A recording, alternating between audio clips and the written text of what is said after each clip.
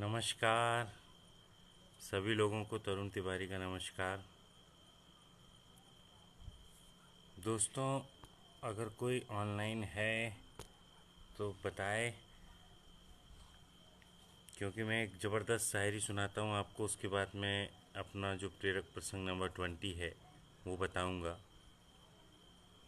तो दोस्तों, वो शायरी कुछ इस तरह है कि अपनी ज़मीन अपना आकाश पैदा कर, अपनी ज़मीन अपना आकाश पैदा कर, तू अपने लिए एक नया इतिहास पैदा कर।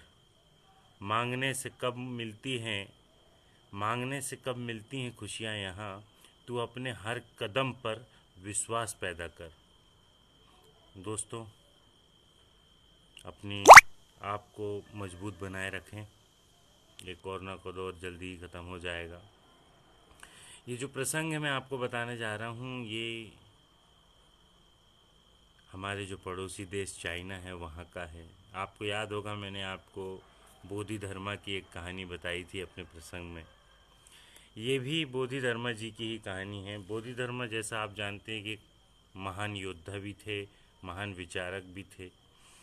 तो बोधि धर्मा जी जब चाइना में थे तो उसी समय का एक इंसिडेंस मैं आपको बताना चाहूँगा।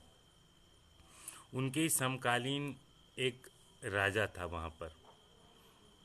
उस राजा ने देखा कि भाई इतने बुद्धिशाली हैं, ये इतने बढ़िया हैं, तो क्यों ना मैं इनको राज्य में अपने न्यायाधीश बना दूं, ताकि ये सही न्याय कर पाएँ, सही न्याय व्यवस्था को बना पाएँ।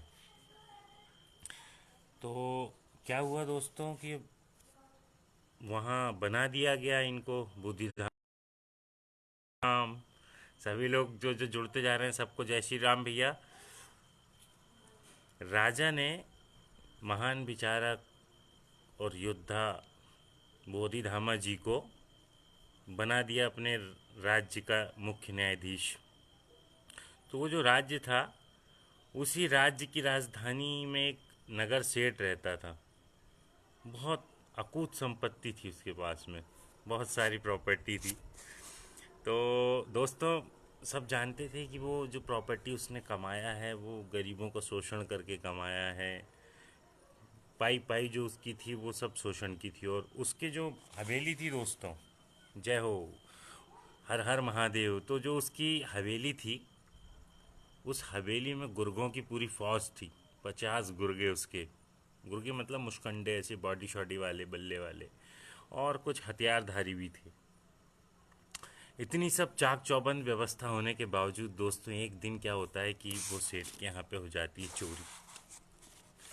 चोरी जब हो गई तो पूरा हाहाकार मच गया।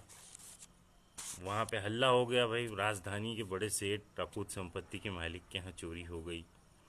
पूरा जो प्रशासनिक अमला था, जैसे अभी हमारे यहाँ कोरोना में लगा हुआ है, तो वैसे पूरा प्रशासनिक अमला जो था, राज की मशीनरी, पूरा चोर को पकड़ने में लग गए। कहाँ है चोर, कैसे किया, क्या किया, पूरी तफ्तीश होने लगी। अंततः दोस्तों, आखिरी में क्या हुआ कि वो चोर को पकड़ लिया गया, पूरे माल के साथ में चोर पकड़ा गया। अब उस सातिर चोर को बांध बांध के एकदम मुख्य न्यायाधीश वही बोधिरामा जी के पास लेके आए। उससे पूछे कि क्यों रे, तूने चोरी किया था क्या? तो बोधिधामा के सामने वो चोर नीचे सर करके बोलता है कि जी मैंने किया था, और उसने कबूल कर लिया उस चीज़ को, ज़्यादा बहस नहीं किया। जब ऐसा होता है तो उसको जो न्यायाधीश बोधिधामा जी रहते हैं वो बोल देते हैं कि एक काम करो, इसने चोरी कबूल कर ली है, सामान भी सब जब्त हो गया है, तो इसको 1 साल की सज़ा सुनाई जाती है। 1 साल का उसको सश्रम कारावास दे दिया जाता है। अब भैया नगर सेठ को तलब किया जाता है। तलब करते हैं तो क्या होता है, बोधि धर्मा जी थे तो बहुत फास्ट माइंडेड, तो उनने पूरे गुप्तचर वगैरह अपने लगा के पूछ पता कर लिए थे कि भैया इसकी कहाँ से कमाई होती है, क्या है, सब उसका पूरी डिटेल रिपोर्ट आ गई थी इनके पास में। और ये पता चल गया था कि इस जो सेठ है, इस सेठ की जो संपत्ति है वो उसकी आय से कहीं ज़्यादा अधिक है, बहुत ज़्यादा अधिक है। तो जो जज बने हुए बोधि धर्मा जी रहते हैं, वो पूछते हैं सेठ से बार बार कि भाई बता दो, ये कहाँ से आई इतनी संपत्ति तुम्हारे पास? तो वो बार बार बस एक ही बात बोलता है कि जज साहब, ये तो मेरे उद्योग और व्यापार की कमाई है। मेरे उद्योग और व्यापार से मैंने कमाई की है, ये उसी का पैसा है सब। बार बार जज पूछता है कि भैया बता तो दो आप, क्यों क्यों ऐसा कर रहे हो। नहीं मानता वो, आखिर तक नहीं मानता है। उसके बाद जज बोलता है कि ठीक है, कोई बात नहीं। जज अपना फैसला सुनाता है कि भैया चोर को 1 साल की सज़ा दी गई है और नगर सेठ को 2 साल के लिए जेल भेजा जा रहा है। अब नगर सेठ जैसे ये बात सुनता है तो वो बौखला जाता है, एकदम दुहाई देता है कि ये कैसा इंसाफ है, ये कैसा इंसाफ है कि चोर के साथ साहूकार को भी सज़ा दी जा रही है। ऐसा तो न कहीं होता, न कहीं देखा है मैंने, न सुना है ऐसा। तो न्यायाधीश बोलते हैं कि भैया चोर ने ना सबके सामने चोरी कबूल कर ली थी, उसके दिल में परिवर्तन होने की गुंजाइश है, लेकिन तुमने तो शोषण से इनकार करते अपने रूपांतरण के सारे रास्ते बंद कर लिए। ये भी कहा दोस्तों कि भाई चोरों को सजा देना ज़रूरी है, उनको मिलनी भी चाहिए, लेकिन जब तक चोरों को बस सज़ा मिलेगी और साहूकार जो हैं वो खुलेआम शोषण करते रहेंगे, तब तक न चोरी की वारदातें बंद होंगी, न शोषण बंद होगा। तो चाइना में भैया जब ये चीज़ हुई तो एक डिसिप्लिन सेट हो गया। और मैं इसी के साथ आपको इसका निचोड़ बताना चाहूँगा कि चोरी तो पाप है ही, शोषण करना उससे भी बड़ा पाप है।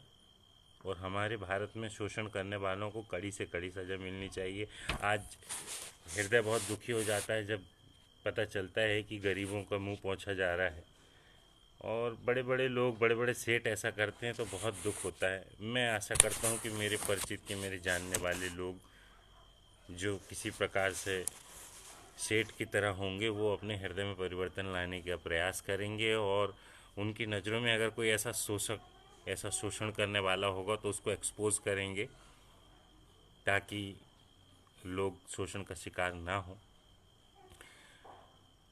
ये था भाई आज का अभी का प्रसंग। इसके अलावा दादा मैं आप सब लोगों को 21वें नंबर का जो मेरा प्रसंग रहेगा उसके बारे में थोड़ा सा बता देता हूँ। वो प्रसंग जो है वो मुसीबत के बारे में है कि मुसीबतों से कैसे लड़ा जाए, कैसे जीता जाए। आशा करता हूँ कि मेरा आज का प्रसंग आपको ये पसंद आया होगा कि भाई चोर को सज़ा तो फिर शोषक को माफ़ी क्यों या वंचित क्यों, उसको भी सज़ा मिलनी चाहिए। थैंक यू, आप लोगों ने इतना समय दिया। कुंदन दुबे जी, गणेश तिवारी जी और मेरे सभी साथी जो मुझे देख रहे हैं या देखेंगे, उनको मैं आभार व्यक्त करता हूँ, धन्यवाद। आप लोगों की प्रेरणा से मैंने 20 अलग अलग ज़बरदस्त प्रेरक प्रसंग आपको दिए हैं, जिसमें कहीं ना कहीं कुछ सीख छुपी हुई है। और मेरा ये प्रयास सतत जारी रहेगा। पूरे लॉकडाउन में कोशिश कर रहा हूँ, हर हर महादेव, की आप लोगों को अच्छे अच्छे सुविचार, अच्छे अच्छे लोगों की अच्छी अच्छी घटनाएं, जिनको मोटिवेशनल इंसिडेंट या प्रेरक प्रसंग कहते हैं, वो लेकर आपके साथ आऊँ, सामने आऊँ। Thank you so much.